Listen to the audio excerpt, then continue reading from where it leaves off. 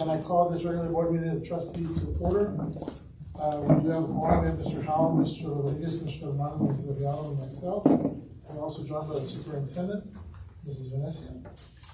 Moving along on the agenda, we have the Pledge of Allegiance by Mr. Hernandez and invocation by Mrs. Ayala. Please rise. Please stand. I pledge allegiance to the flag of the United States of America and to the republic for which it stands, one nation, under God, indivisible, with liberty and justice for all. Honor the flag, and pledge allegiance to the United States, one nation, under God. Please bow our heads. Heavenly Father, we come to you in gratitude. As we begin this meeting, we ask for your guidance and wisdom. Help us to work together in harmony and purpose. Grant us clarity of thought and unity of mind so that our decisions may reflect your will and contribute to the greater good of all involved. Bless our discussions and efforts with your grace, sincerity, and goodwill. In Jesus' name. Amen. Yes, amen.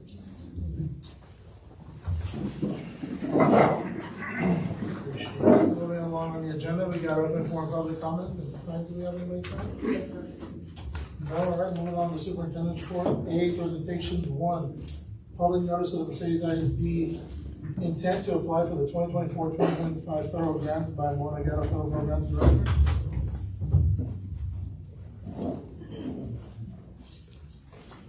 Hello. So today is the last day to comment publicly on our as a federal grant application. You can log on to the district website and go to the federal programs department, and there will be a Google form that you can fill out for public comment. Thank you.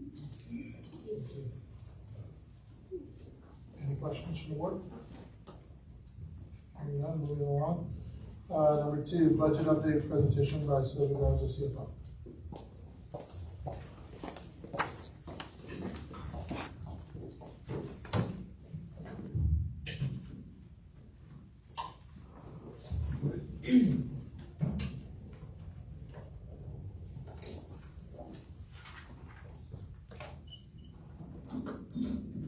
Good evening, Ms. Venecia, Board of Trustees.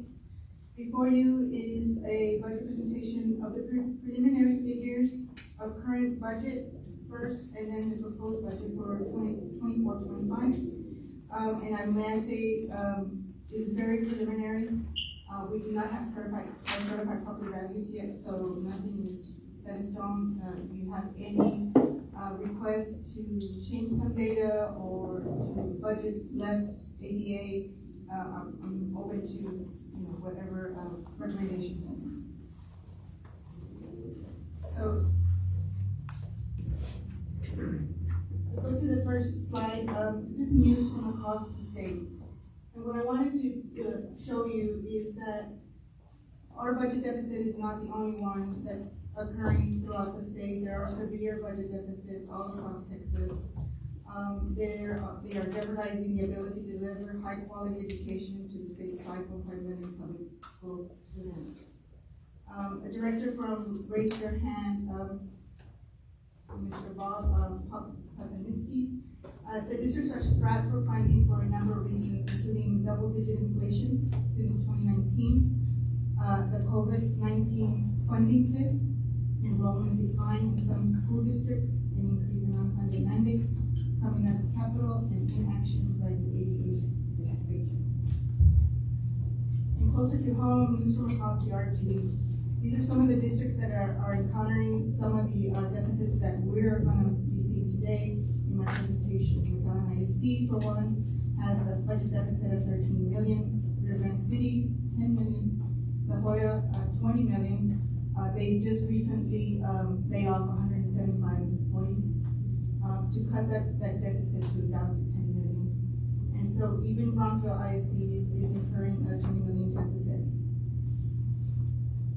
So when we get into, I'd like to show you a few slides. Some of these slides are in our on data suite, and they are used from the PIMS data that's submitted into that program.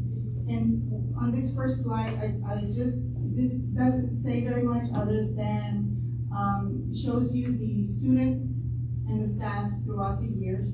But if you've noticed in 2021, our staff count went down, but yet slowly we are starting to rise up again in our staff.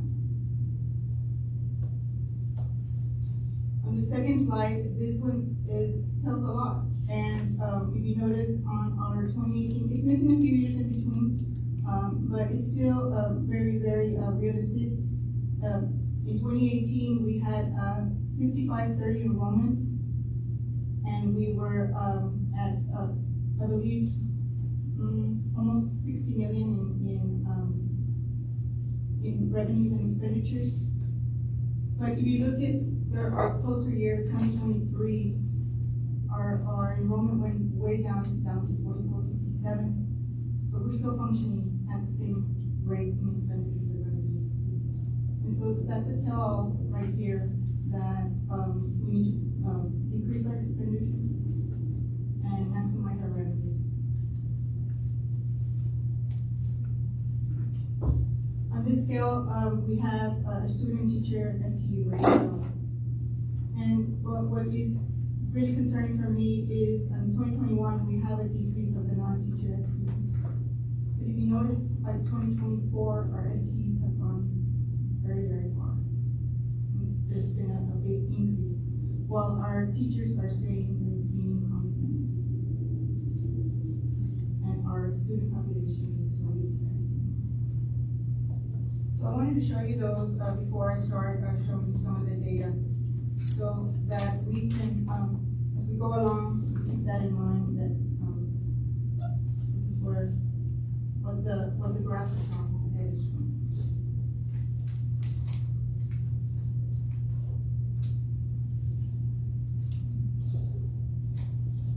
So what's the latest for school year 23-24? This year's budget was projected at an ADA of 3967 with a 93% attendance rate. The actual data on our undated rate is at 3764, which is a decrease of 203 in ADA and an estimated $1.2 million in funding. And based on these decreases in ADA, this is some of the things that occurred during this 23-24 year. We initiated a conservation of funds district-wide, and we asked campuses to be frugal with their money, with the campus budgets, and to only requisition for needs, basic needs, things that weren't excessive, reasonable, and necessary. Because we placed a deadline, an earlier deadline on new purchase orders, 20 basis only. So each one of those right now is being reviewed on a one-to-one basis to be sure that they're reasonable and they're necessary at this point. So this guy's here tonight, real quick, and I don't want to go into conjectures and so fallacies, but it's fair to say that United Taxpayers, we are doing some adjustments. I mean, how about insurance, different technology funding that we're ready to. So the data received, we're going to get 1.5 million on, but that's 199. Is that going to be the general fund, or that's going to be specifically towards education? Was this title, are you talking about Title I or Yes. what type? Career technology. Career technology. You're talking about the state allotment? Yes. Yes, the state allotment for CTE did go up. Okay. It went up, and I'll have a slide on the state funding and later on. Yeah, and I'm going to add this on our discussion and conversation that the board is working very diligently on insurance, and we're good at it. You know, in the past, you know, Mr. Gallo, I think Mr. Allen, we were adamant about providing the service not only to the staff, but and I hope the board continues looking at the options on the free market and shying away from our vendors and our friends. Because in the past, you know, if anybody likes to see it's open records, you can see the amount of savings that we've had. I don't know if Mr. Howard, Mr. Galvin can chime in, or how much savings that we had by just having our pencil sharpened. 1.8 the first year, so I'm sure by now it's probably 4 or 5 at least, and we have another $500,000 coming. And then we have that conversation at the committee meeting, correct? But we can't actually, what's that, a receivable of almost $500,000? Yeah, we're working with them to try to bring some of that money in. Usually those rebates go back into the health insurance to help offset some of those When costs. will we know that particular? We are trying to get them to, pay to us just like earlier, and so, they haven't confirmed, but, the last day they gave us was sometime in late September. But that, how much was the amount for the rebates? I don't recall the amounts from our committee meeting. Like 400,000? But that'll be part of the receivable that we use for our.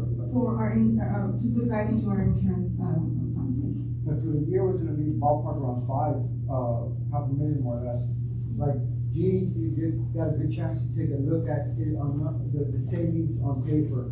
And, you know, I think it's, now that we've gone to this new business model, I mean, there's a big savings going straight to the insurance company, not going through the middleman. That's basically how it works. But, any district that isn't using this exact model in 4 or 5 years, I mean, they're gonna be dinosaurs. I mean, they're losing out in millions of dollars, and it's right there on paper. So, and now we're doing it with the property and casualty, which is unprecedented because we haven't done that in 18 years. So we're gonna see some savings there as well. So, you know, it's offsetting some of these expenditures that we've had, but we still gotta move forward, obviously, and, you know, obviously, you know, you're kind of letting us down easily here, but, there's a long way to go, obviously. Yes. And also part of some of the action that we are doing is, reclassifying some of those ESSER funded personnel as well. So we sat with federal programs and HR to review other revenue streams for some of those ESSERs, and I also have a slide for that I'll show you in a little bit. And Ms. Garza, I just want to add that, what Mr. Hernandez and Mr. Howell has mentioned, we have worked in the past few years, we don't really get involved in the day-to-day operations as far as, what departments are spending in the departments, but we are looking into other areas. So we are being very watchful of, the vendors and, other areas that, somebody might, someone else years past just overlooked, and we just kept going. So we're working very hard, and I know sometimes it becomes a little bit of a headache for Ms. Venecia when we call and we ask for documentations, but we are asking a lot of questions, and I firmly believe that we are, we do this as a team, and because we do get a good result of these questions that were asked. Not that we're micromanaging anyone, but these questions have to be asked. Yes, absolutely. Thank you. And whatever we can do to help. So our next slide, this is just a graph to show you where we are, in enrollment, it's the top line, and the ADA at the bottom. We budgeted at 3967, and we're coming in at 3764. Here, I want to stop for a minute. I think it's fair we have that conversation, how unpleasant it is. But we need to start asking ourselves, what is it we need to do as a school board, so that we can turn this around? But it doesn't take a rocket scientist. If you keep looking at the longitudinal study right there, even my old man could come on and tell you right away, los que se están yendo los niños, ¿por qué se van? Is it a culture issue that we're having? We're not addressing the marginal students? Are we doing favoritism? These are tough decisions that we have to discuss as a team of eight. We have those conversations with the superintendent now. This is not in no way calling out anybody, but as a board, I think we should. Because the buck stops with us. I mean, I can only speak for myself now. I can say, there's an underlying contract when I ran for the board. I said, I'm gonna do the best I can to help the community, help the staff, turn around a lot of the funding that's on there and stuff, but, I feel kind of disappointed that, the drop in enrollment, that's just the fundings. So I guess, what I'm saying to the board and the superintendent is, we need to have this conversation. Well, in addition to that, Mr. Hernandez, as Ms. Garcia is pointing out, the ADA, that's what this slide is really focusing on, is that although we budgeted 3967, what was that, a 93% attendance? Yes. It ended up at what, 90? At almost 90.8. 90.1. Almost 91. So that decrease in attendance is what caused us to have that 1.2 Yes, million drop. Yes. In addition to the viewers. Yes, there's a lot of factors that play into that funding, because once you decrease, the ADA decreases, so does the funding formula. When we actually plug in the numbers into the summary of finance. And so, I'm giving you just a ballpark figure, just based off of the basic allotment. And so, I'm trying to, just give you an estimate of what we're looking at, just by looking at the number itself. Once I plug it into the summary of finance, well, I'll show you in a little bit, it's a better picture of what we're looking at. Yeah, I just want to make a comment of this stark difference, because I was doing my homework and I was looking at some of the figures, some of the numbers in there. It's like, if you move back a little bit, we were at 5,100 ballpark figure. Just maybe it was about 6. I think for a principal.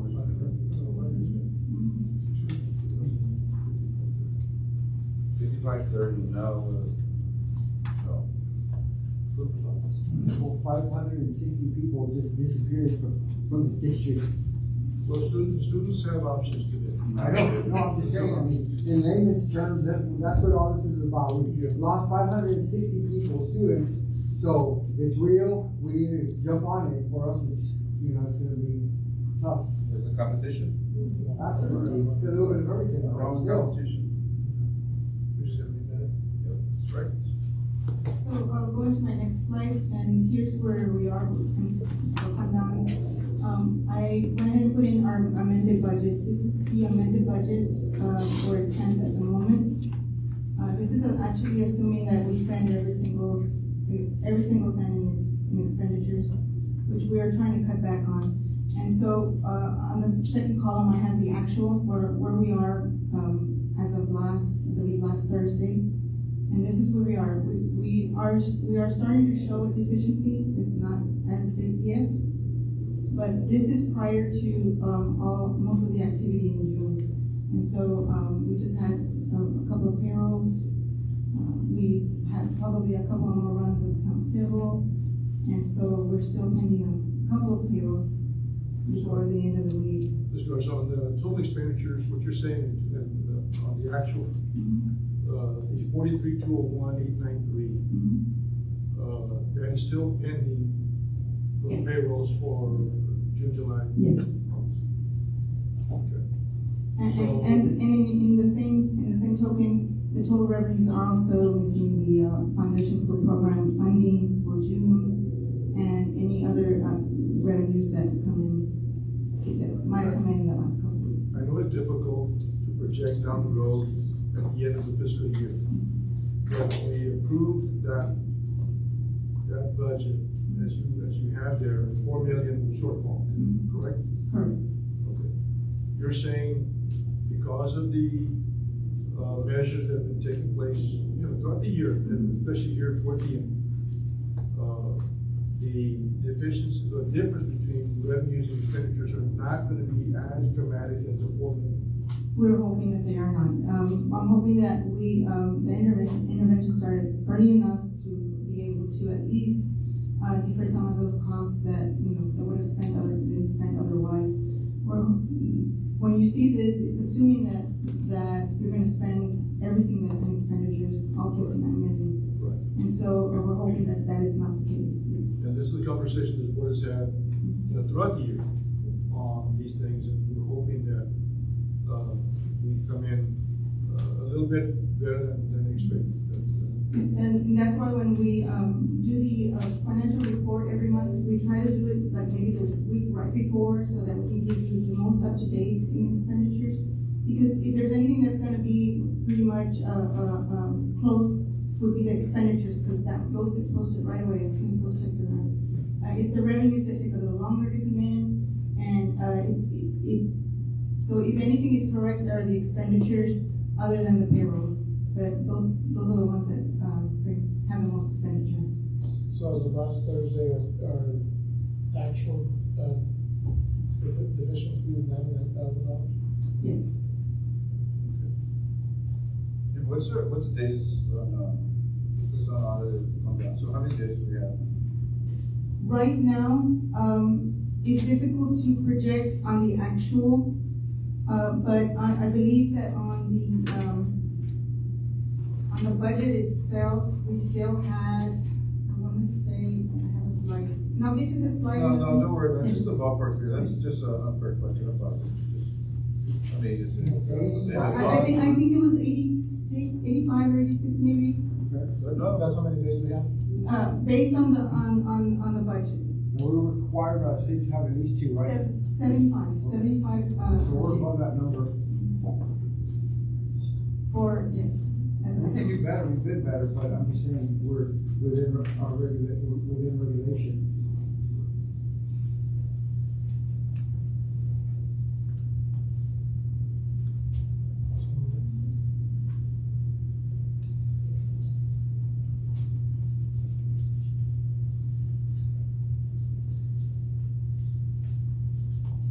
So on the next slide, this will be the local revenue, moment. Preliminary property values from Hidalgo County, Appraisal District, indicate the following. For Mercedes ISD, our CAD value growth increased to 18.49% from the previous year.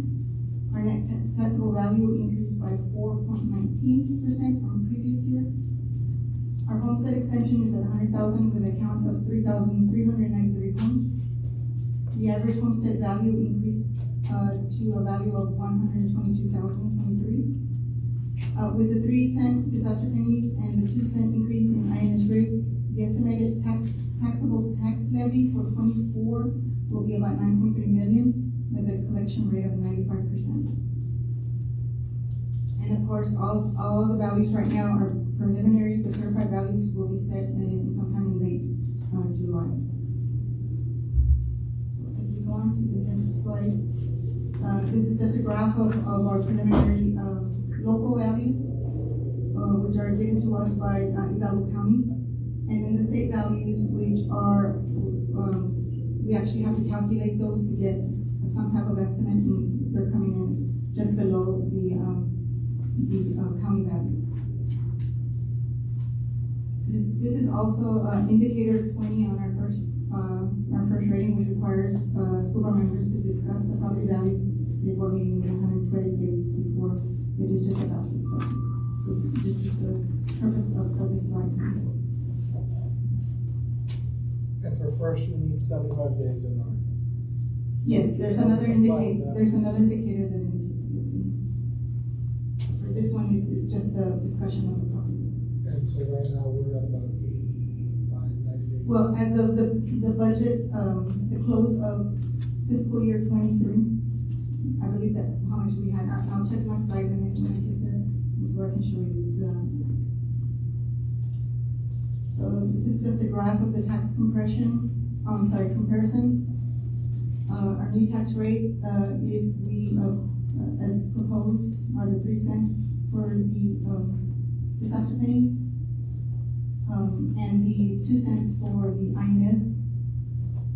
And so because we are utilizing the disaster pennies, we were allowed to maximize the 17 cents that are allowed to districts as a maximum increase. And so we went ahead and put it all of it in there, and amounts to the 1.1469 tax rate. Now, the maximum compressed tax rate will be determined by TA after July 2024, when certified appraisal rolls are released. The higher the property values, the more tax compression. Nobody wants to see an increase, right? But just so everybody knows that this extra few pennies is gonna make a big difference in helping to repair the roofs, that it's in turn gonna lower our insurance premiums. So it's going back into the district. Yes. Okay, so nobody likes to go up, but it's going towards something that we need. I mean, right now we got a storm coming in. We need to make sure our buildings are insurable. So, I wanted to show you the, it's a preliminary, tax roll, just to show you how we calculate the, the levy. And so we take the M&O rate, we take the debt service rate, and then we plug in the net taxable from the Hidalgo County appraisal district. Right now they're at 870 million. We remove the freeze taxable, which is right now still in protest, and we multiply that times the actual tax rate, the new tax rate, to get the levy, and then we multiply that times the collection rate to get the collectible levy. And then we spread it between the M&O portion and the debt service portion. If you notice where at the bottom I have 81,000 are the taxes per penny. So some of those increases that we have on the debt service for the 2 cents, so that brought in about an additional 165,063. So the 9.8 at 95% collection gives us the 9.3.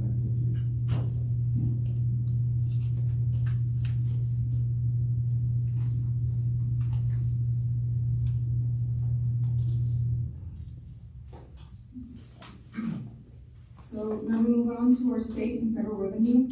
And this is just a review of state and federal so that we can see some of the funding that we're receiving. I'd like to go over a little bit on state revenue. TA calculates state allotments based on enrollment data submitted during the PIM snapshot submission. The summary of finance report is updated with each PIM submission throughout the year. State allotments have spending requirements from 55% to 100%. The other 45% become indirect costs that generate revenue for the general fund. The state allotment funding is received on the 25th of each month from TA, with the exception of April and August, and partial funding in February due to tax collections in January. For federal revenue is generated from federal grants through a grants application administered by TA, the federal government, and other outside sources. Federal revenue can only be spent on specific expenses that are outlined in the grant application and budget. Federal revenue is used to supplement, not supplant, general fund expenditures. Federal revenue allows for indirect costs that generate revenue for the general fund. And federal revenue is funded on a reimbursement basis. So we take a look at our state revenue, and these are our state allotments. This is the estimated allotment available for 24-25, and these are based on our 23-24 allotments. So if we can see there, we had an increase in special ed this past year. Right now, the allotment is at 4.2 million, and the CTA education allotment is at 4.1 million. They have a spending requirement of 55%, and so that will be the proposed budget for the 24-25 year. The remainder of that allotment will be general operating and indirect costs. That will help supplement the general fund. And then the portion that goes into general operating is the 21 million to make the combination of the 38 million that will be generated in foundation school program revenue.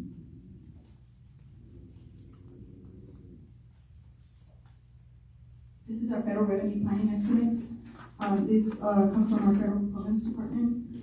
These are the grants through the ESSA application that we submit on a yearly basis.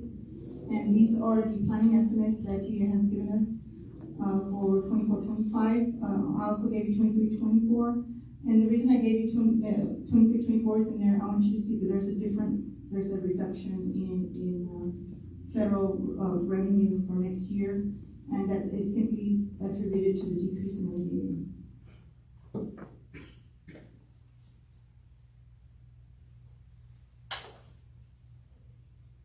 So I'm going to go into our proposed 24-25 budget. Can I interject again? Yes.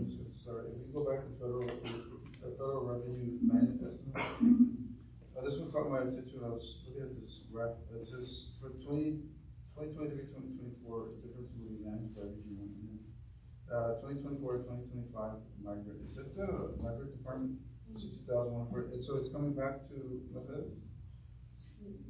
Or that's the amount we're going to allocate to region 1? It is currently being managed by region 1. So the reason I'm bringing it up to the board is that, I mean, that 60,149 This is best that we have it in-house, we have migrant clerks that we go out there and see if they, you know, I'm just referring back to, you know, ADA, that you recruit them to come back to school, and nothing wrong against Region 1, but to me it's saying, if we have local people, so let's go with these. I mean, maybe later on we can have this conversation about bringing it back to the district. Just so I mean,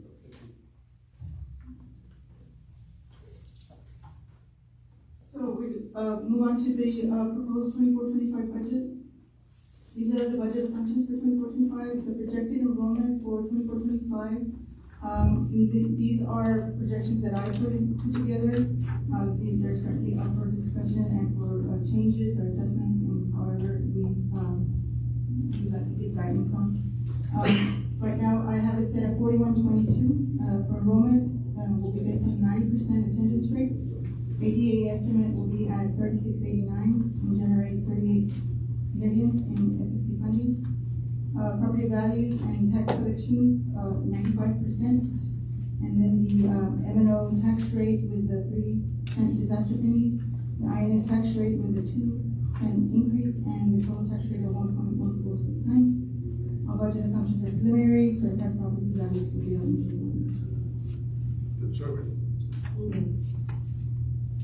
And so here's just a graph of the where we are actually and where I budgeted, and I simply budgeted this amount with a 2% decrease so that I could give you some budget estimates. And so I put it at 3689, which is a 2% decrease, taking the percentages of all the decreases and increases. It came up to about 3%, but I went right in the middle and said 2%. We can remain at 3764. And it will generate an additional 887,000. But if reviewing the trend, we do show a decrease, and so I thought it was conservative to apply for a decrease. Now it has always been my wanting or liking to rather increase a budget than to have to decrease it because we over projected. And so I much rather plan lower and then when we find that we have higher ADA, then go back, adjust the budget to higher, and then we can apply it wherever we actually need the additional revenue to come in. I just have 2 points. One of the points that I'm looking at the graphs, I'm looking at some variables now. The thing is that I noticed that the value of the properties increase, which is a great thing, right? But conversely, I mean, the state will remove some of the funding for it. Yes, and I'm gonna go So through. you gotta calculate that right now, because I was looking at that and I was just like, I need to address this. Yes. So we're gonna take a ballpark figure how much the state's gonna remove, right? Yes. It doesn't even make It is, sense. yes. That once we put it to inside in that template and you start generating figures, it's very eye-opening. And my second point would be is that, I've said it again, this school district is not a social employment agency. I don't want to revert back to the bad days, but we're gonna have to have those conversations. You know, and I'm sorry to be that individual, but someone's need to speak up for the taxpayers and to accomplish the staff members that are out there, because we need to have those conversations. You have to live within your means. I mean, I'm the last one left. Just let that sink for a little bit. That's all I have to say. So we get to our general operating revenue. And so I went ahead and put in our amended budget because this is where we're at the moment. And I put in a proposed. And so I'm gonna go through each of the local revenue streams there so that I can explain the increase and then the decreases on there. So on this slide, as the local property values increase, it increases the collectible levy, allowing additional local revenue to the district. Estimated at about 800,000 of additional revenue preliminary. So if you look at the local revenues, we have an increase at the moment of 1.2 million. And that is made up of the additional, revenue that's coming from the collectible levy, from the increase on the disaster pennies and the other 2 cents from the INS rate as well. So, some of those are also, what we're calculating in there is not just the M&O rate and the INS rate for those differences in the tax rate, but also on the property values that are higher. And so when the property values go up, then we're able to generate a higher levy, and we're supposed to be able to collect more in local revenue. And so that's the increase that we see there, those 2 combinations, the 1.2. So when we move on to the foundation school program, we're showing a decrease there. And so the increase in property values, which in turn increases the foundation school program, more specifically, the local fund assignment. And that is what Mr. Hernandez was alluding to. The increase has the inverse effect, in which that the property values go up, that FSP funding goes down, causing a higher local fund assignment, or better known as the portion the district must first incur on local property taxation before FSP funding is applied. And this is an estimated $800,000. So that's what is causing that decrease on that revenue, the 1.2.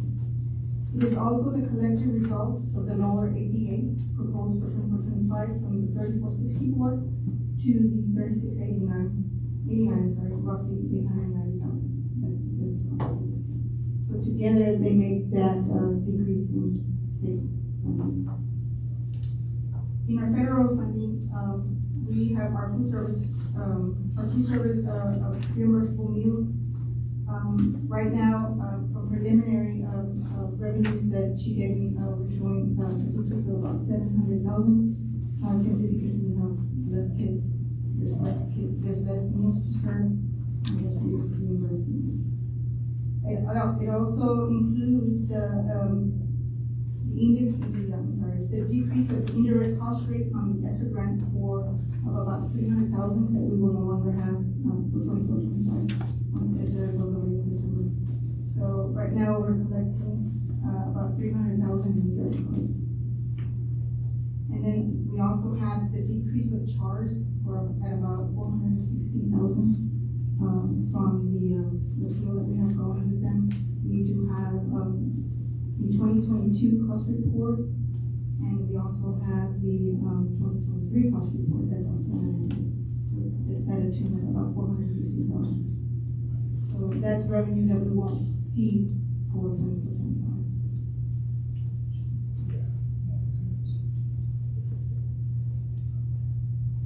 So all in all, we're seeing a decrease of about $2 million in revenue.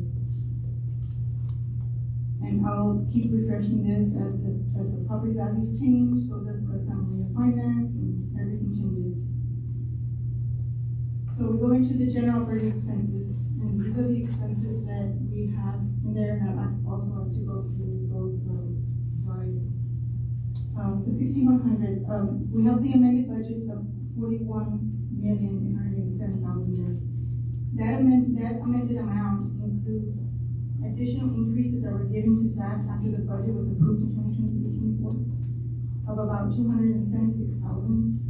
And then we have additional payroll costs of about 200,000 that could have, I haven't pinpointed, but possibly could be overtime, substitute increase in pay, or even comp time. I have a question, Ms. Gus. Sorry to interrupt again.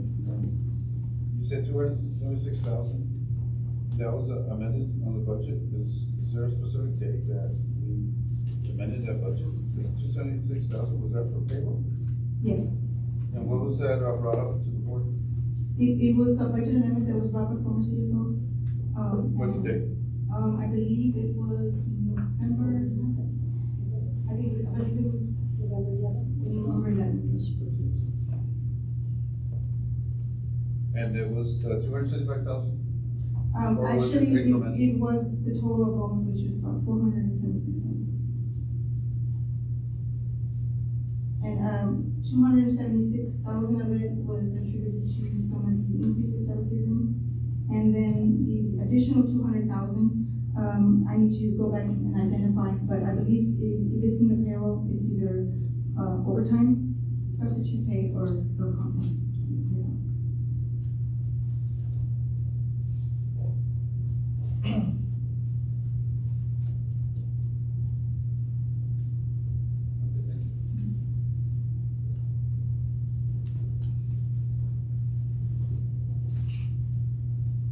Okay, so, we also, from the amended budget to proposed budget, we have an increase in expenditures as a result of ESER staff they classified.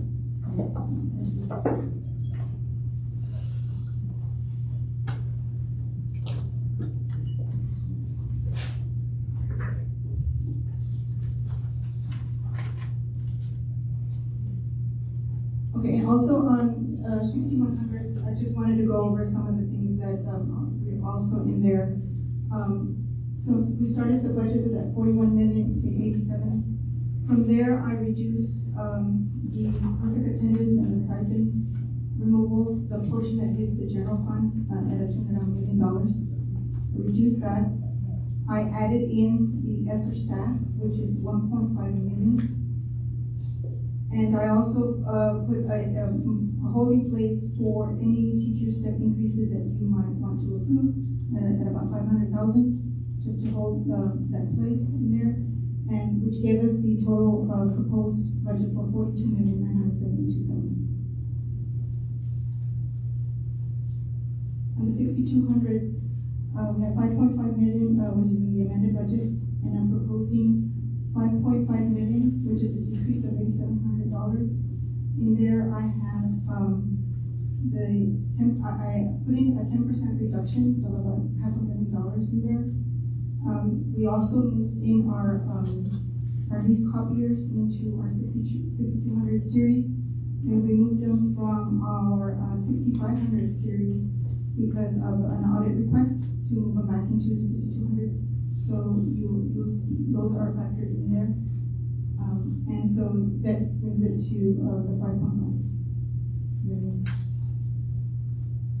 On our 6300s, we have a decrease of 612,000.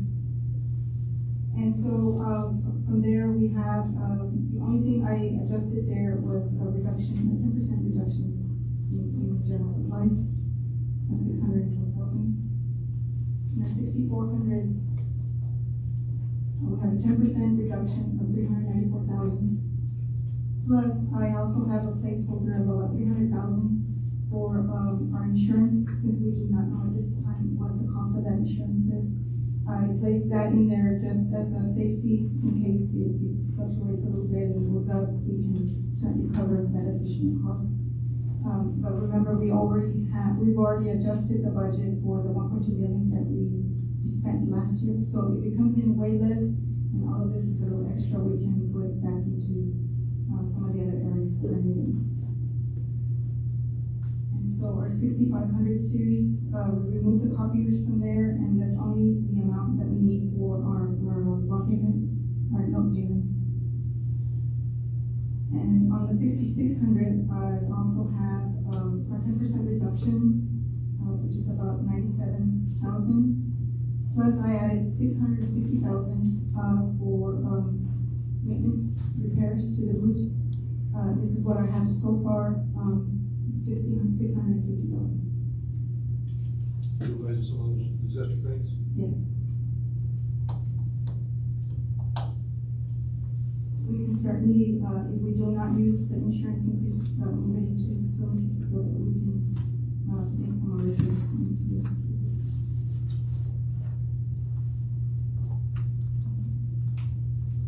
So we move on to the next, fund, this would be fund balance for 24-25. And plugging in the, total revenues and the total expenditures from the two previous slides.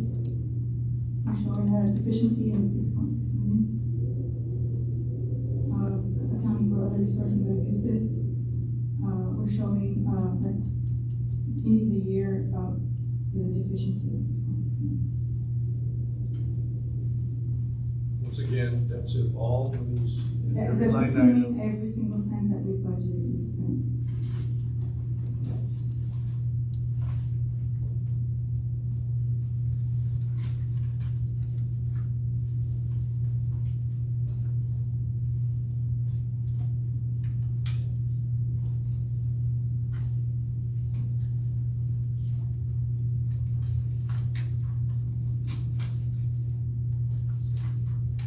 And then going back to the question of how many operating days we had as of the end of August 31st of 2023, we had 108 days of operating costs. And this was with with a total fund balance of 17,337,830. You see 108. 108 days.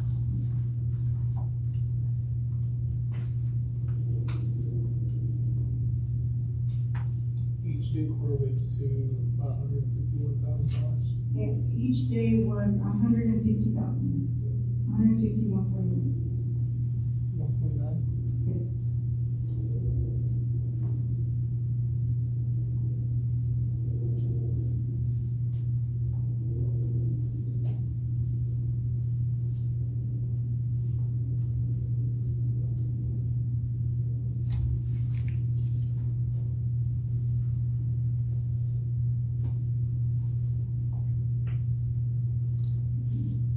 The next portion is our human resource, preliminary staffing that will be done by our HR director.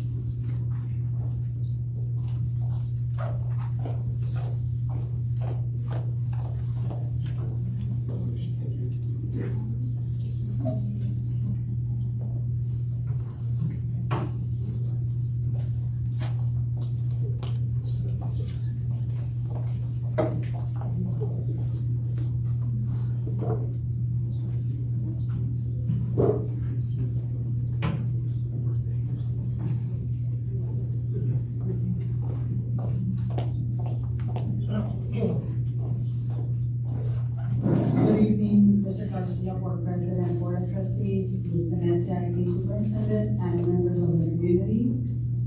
Just want to introduce our new HR specialist. She just passed out our presentation.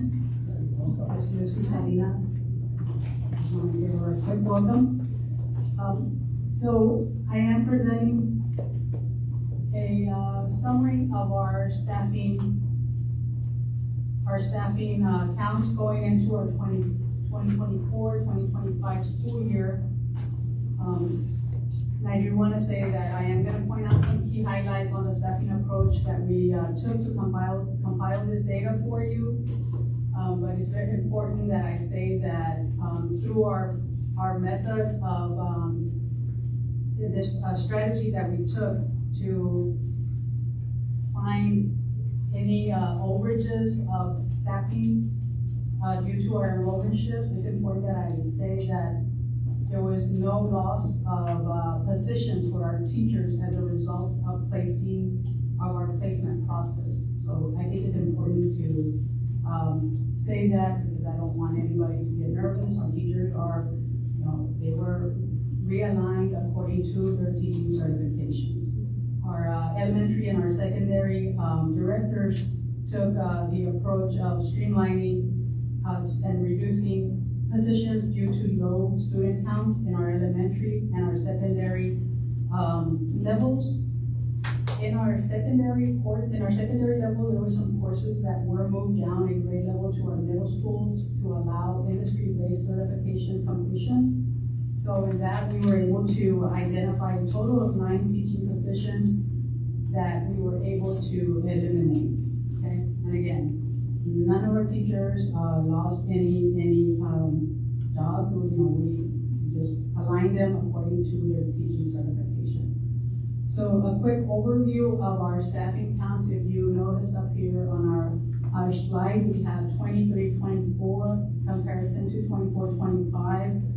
Last year we closed with 345 teachers. And just to clarify, when we say teachers, we are also identifying our librarians and registered nurses, which includes a total of 8.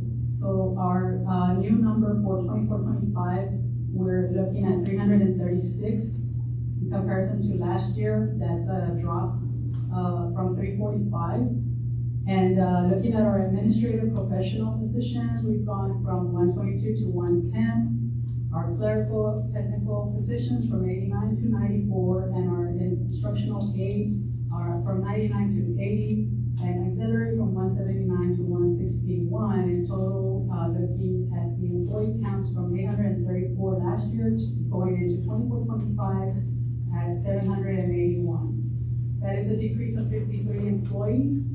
I do want to say that that was done through attrition. Any vacancies that came up, we practice not filling those positions that could be filled with our ESSER funded employees to allow them opportunities to continue with Mercedes ISD for 24-25.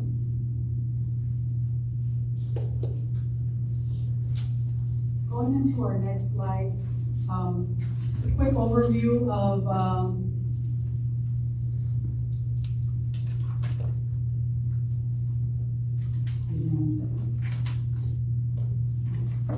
yes, so our next slide is a quick overview of the number of years of experience for our teachers. If you take note from 23-24 to 24-25, our 0 to 5 year experienced teachers have increased from 69 to 87. 6 to 10 years are 11 to 15, and 16 to 9 years kind of remain the same. But looking at our 20-plus year teachers, with 20-plus years of experience, has dropped from 110 to 94. We did have quite a bit that retired this year. And again, closing out the year in comparison to last year is 345. So we're going into 24-25 with 336 teachers. That's just the overview of our teacher experience chart.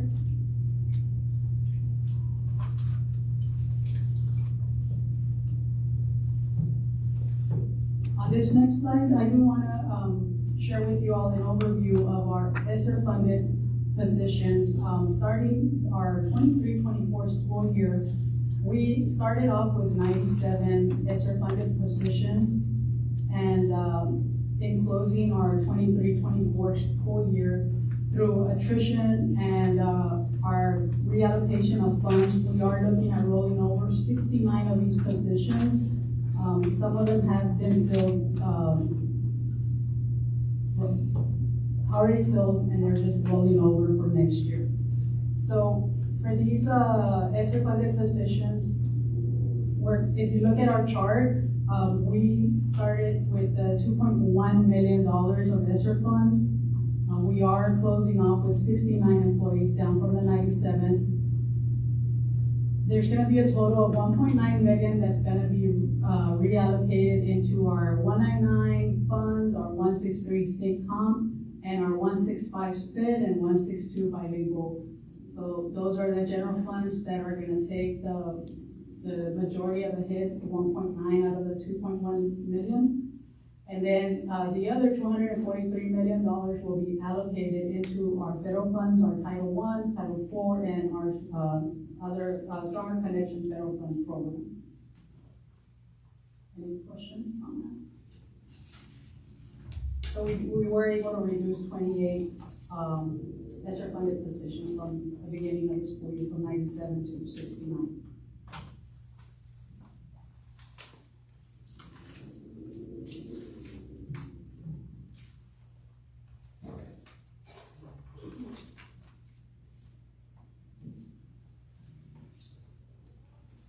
On this next slide, I do want to share a preliminary or proposed cost for 24-25 compensation models. So what you see here are our three models, proposed models. And I do want to highlight that Model 1, Model 2, and Model 3 all require for a step increase for all our teachers, or do take into account the step increases for our teachers, 336 teachers, for an amount of $173,400. And if you refer to your package, to the very last page, you have a chart that shows you the number of, the total number of employees or teachers with years of experience, and For example, in year one, we have 35 teachers, and because they are going from a step 0 to a step 1, their increase will be $300. So 300 multiplied by 35 gives us an amount of 10,500. And so you kind of just read the chart going down for all our teachers and their years of experience, giving us a total of 173,400. So when we look at model 1, 2, and 3, they all take into account the step increases for our teachers of 173,400. Looking at model number 1, it proposes to only give our teachers a step increase and no increase for the rest of the staff. Model 2, it proposes for a step increase for all our teachers and $1,000 retention incentive for all staff if hired by September 1st. Again, this is preliminary and we are open to guidance from you all, so it's just a proposal preliminary. And that would total up model 2 to a cost of $954,400. Looking at model number 3, again, it takes into account the step increases for our teachers for an amount of $173,400 and a retention incentive for all staff. So that would total up to an amount of $1.1 million or $1,188,700. And that's for entire staff of 781 employees.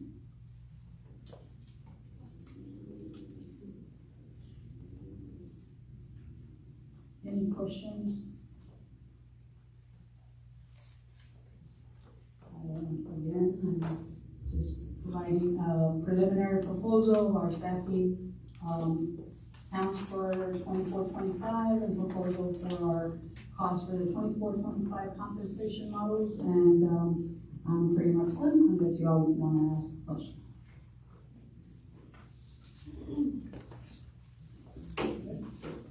Thank you all very much.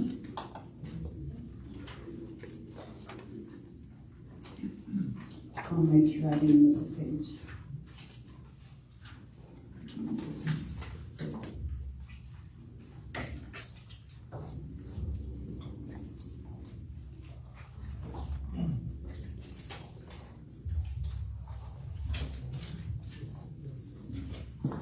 Ms. Garza, you were good with the presentation? Yes, sir, I just wanted to make one last comment on the ESSER staffing. I know that I didn't give ESSER funding where we are currently with the total funding. As of May 31st, 2024, when we did our last federal draw, there was about 1.7 million left in ESSER funds.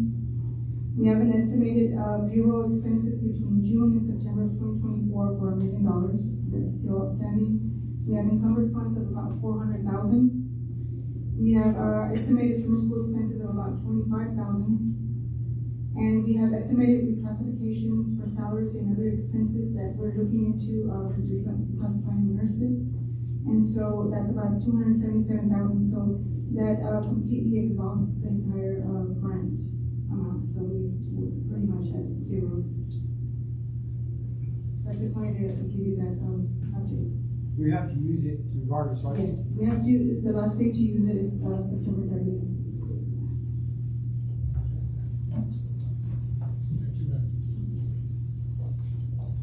Very good. I do want to thank administration, Ms. Ganesha, our staff, principals, as we're moving forward, making adjustments so that the budget reflects, or the expenditures reflect our current enrollment, ADA. These are good decisions that we're making, but I know that there have been a lot of savings that we've already been having, and that hopefully, once we get those final figures in August to end this fiscal year, that it will show the hard work that we've done financially, and that we'll be in a better position than first expected. Same thing for next year. Any other comments? Moving along agenda to action agenda. A, business office, discussion of possible action to approve the 2024-2025 budget planning calendar. Mrs. Rogers. For you is the agenda item to set the request for the public meeting and to adopt the budget and the tax rate. And I went ahead and aligned it with the August meeting, the third week on the 20th. And so if you're okay with that date, then we have the planning calendar that allows us to plan, of course, the meeting, and then to be sure that we post the, with that, at least a 10 to 30 day notice that needs to be placed, which puts it into early August, August 9th. And so we'd like to get it in place so that we can be sure we meet all our deadlines. I also included the budget calendar for our internal department, business and budget committee, on some of the issues that we meet on. I do want to plan another board workshop to go over some of the other issues that I did not bring before you, such as overtime, substitutes, things like that are also impacting our budget. And so I'd like to have one in July and a final one in August, and then bring you the final draft.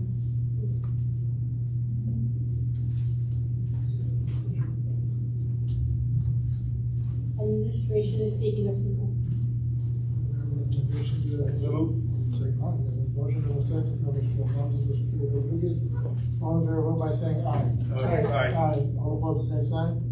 Motion passes unanimously. Moving on to number 2, discussion of possible action to award the student athletic insurance RFP number 05-01-24-400 for the 2024-2025 school year. Mrs. Valencia. Administration is seeking approval based on the recommendation from the committee. We met as a committee to review the RFPs that came in for our student insurance. We had 3 bids that came in on our insurance agency, student insurance, and business insurance service. We did rank them, and the sheet was attached to your agenda item. Those are the total rankings that we have. The committee did recommend student insurance, although it is not the least inexpensive one. And we do have experience with student insurance, but this is the ranking for your review. They provided us with good service over the last couple of years. Safe company. Yeah. That's one thing we do everything. Really good with our parents. Roger, can you come up and just kind of just brief us real quick? I apologize. Can we have a question real quick with, athletic director? Yes. Good evening. Yeah, student insurance group is what we've been using lately, and I'll let our trainer kind of take from here. He's the one that deals with the day-to-day with the parents and, the doctors and the representative that he deals with. So, we haven't had any issues in the past. We've had, some issues with different groups, so, I'll leave our students talk to us real quick. Hello, board. Thanks for having us here.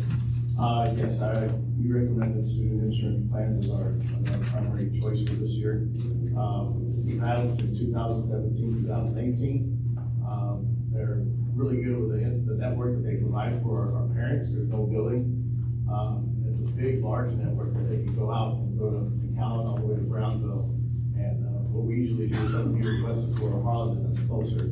But we haven't seen any problems. Roger rarely gets any calls from my part when it comes to claims or parents being billed. You guys haven't really had any issues with the athletic training program as well. Our customer service, our representative, John Gutschlet and Rebecca Fields, are hands-on when it comes to dealing with the questions that parents do have questions about the benefits and the charges that are being billed to the doctors. And they get when they get envelopes or information pertaining to that, and the question hasn't the parent has a question about what's this saying or what's this, John Gusledge goes above and beyond explaining those benefits when it comes to questions, which saves me time to do my job on the field and off the field. I see there, Coach and Mr. Garcia, that they have a larger catastrophic expense benefit than we have to carry according to. They do have a larger catastrophic expense, but there's a $500,000 cash that's not on there, that the representative sent me to make sure that's a part of why they're doubled in the catastrophic area. There's a $500,000 maximum benefit that can go to, I guess, to the parent or to the school district when we have to claim a catastrophic event. Catastrophic event would be an act of terrorism, earthquake, something happened that's affecting our whole entire campus and a big body of students. And this one does cover all our extracurricular, cheer, and our band. We followed the procurement process for those? Oh, yes, we did. So, any other questions from the board? And now we have a recommendation to approve the committee's recommendation. So- We have a motion by Mr. Rodriguez and a second, Mr. Hernandez. All in favor, vote by saying aye. Aye. Aye. All opposed, same sign. Motion passes unanimously. Thank you. Moving on to B, curriculum and instruction. One, discussion of possible action to approve the teacher residency collaboration memorandum of understanding between the UTRGV and Mercedes ISD for the 24-25 school year. Administration is seeking approval. So the collaboration would be with UTRGV. We would work with them essentially to develop a teacher residency program, and they would help us with strategic staffing and how to use those teacher residents in our elementary schools. And then those teacher residents would start, let me get this right, the spring of 2025, and then carry into the fall of 2025. No, fall of, Yes. yeah. Yeah, fall of 2025, and so they would be with us for a full calendar year. Do you have any questions? Hearing none, we have a recommendation from the superintendent. Do I have a motion? So, a motion from Mr. Hernandez, do I have a second? Second from Mr. Martinez. All in favor, vote by saying aye. Aye. Aye. All opposed, same sign. The motion passes unanimously.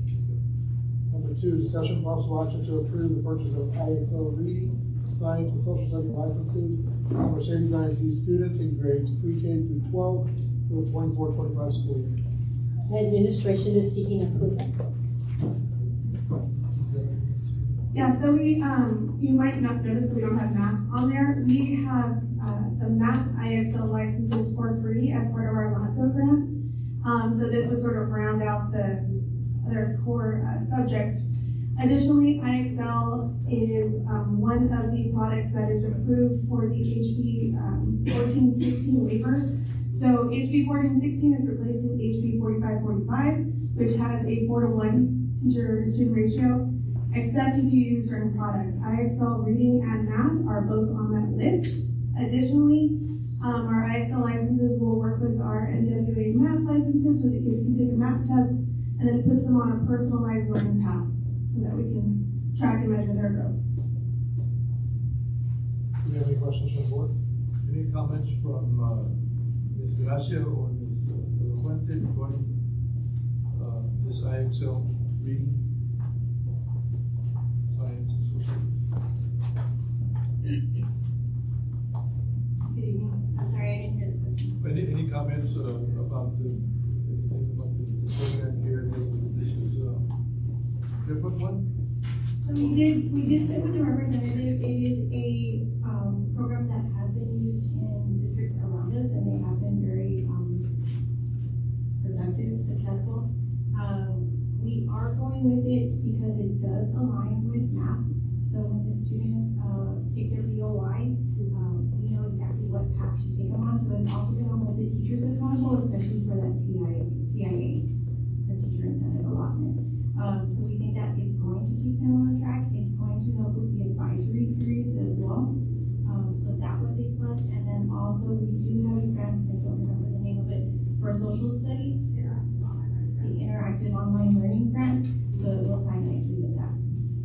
Also, in addition, the elementary principals, we got together to work on our master schedule, and because we knew we were getting the IXL, we went ahead and added part of their, master schedule daily will be the IXL, so we make sure to put it. So it's gonna be an integral part. Yes, in our intervention, yes. When you met with the reps that you mentioned, did they show you data as far as to the success that you're commenting on with neighboring districts that you're mentioning that are currently working with it? They did give us districts that were using it in the valley, let me make sure. So that you could verify that success that they informed you on?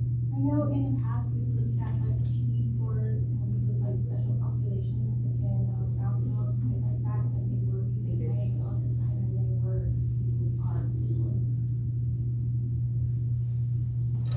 Chairman, is it possible, like, just a real quick question, just so that, can I ask something kind of related to this? Because it's part of the TI. Can I ask him a question, the progress, how's it going with TI? It's all like related to what we discussed. When you're talking about a PIA? TI, teacher incentive. If it's related to the agenda item, you can ask. How's it going? Did anybody, was it for awarded the TI? I know that April, we were supposed to, we rejected it. So everyone can still be tied to star outcomes. Well, we did make changes. We made changes so that it is based on math and benchmarking and not STAR. So we did make those changes. For teacher, not district necessarily, right? Okay, so a teacher who is doing outstanding work and it's reflective in the student outcomes will get that opportunity to. As long as everybody is doing their part, and that goes all the way up to administration, those walkthroughs and the observations, those have to really come into place, and we have already mapped that out for the year. Because I already heard, some of the teachers got tier 2, I don't know if anybody got tier 3, but what tier 2 is about, what, 20,000? It ranges, it depends on the school and the campus and their, whether they're rural and they're percent eco-dis. The lowest tier is anywhere from 8 to 13, the middle one can be like 13 to 22, and then the highest tier is usually 22 to 32. That's for 5 years, regardless of what district they go to.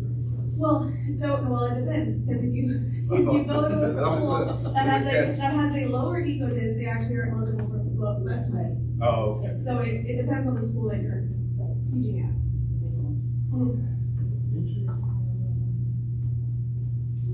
Excellent, that teacher. Any other questions? Thank you. Any other questions? Okay, so we have a recommendation from the superintendent. Do I have a motion? Motion from Mr. Hall, I have a second. Second, Mr. Martinez. All in favor, vote by saying aye. Aye. All opposed, the same sign. The motion passes unanimously. Moving on to consent agenda, I'm gonna start on my left and over to my right. Mr. Howell, anything you'd like to pull, sir? No, sir. Mrs. Vallejo? Mr. Martinez? No. Mrs. Ayala? Mr. Hernandez? So, sir. Mr. Rodriguez? No. And I have nothing to pull either, so we'll need a motion to go ahead and approve consent agenda as presented. I suppose. We have a motion, Mr. Hernandez, do I have a second? Second, from Ms. Delgado, all in favor, vote by saying aye. Aye, all opposed, the same sign. The motion passes unanimously. Moving into executive session.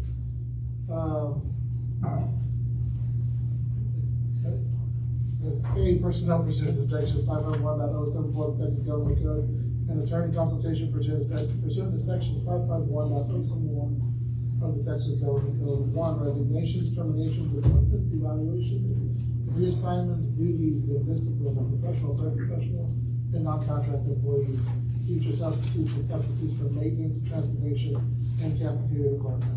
D, board self-evaluation. C, discussion of the STAR/EOC scores.